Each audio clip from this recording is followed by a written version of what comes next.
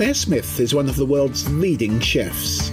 So what's the centerpiece of the menu at her two-Michelin-starred restaurant? A potato. So I grew up eating potatoes every single day, with every meal, being Irish. Clare grew up in Northern Ireland before leaving home at 16. She hasn't forgotten her humble beginnings.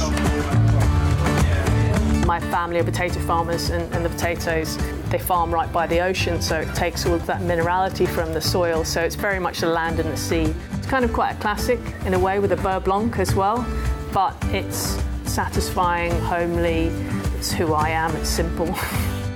I don't think you can ever know what people are going to love. We create a dish and then it really goes out to the audience and then they get the feedback. And so overwhelmingly, people just absolutely love the potato. I must hear it 20 times a service, that people are surprised by it. I think sometimes people can be scared of fine dining and it can be intimidating, but when you put a dish like that down, it fills people with confidence to enjoy and eat it. I'm Richard Vines for Bloomberg in London. You can follow me on Twitter @RichardVines or get all your updates at TikTok.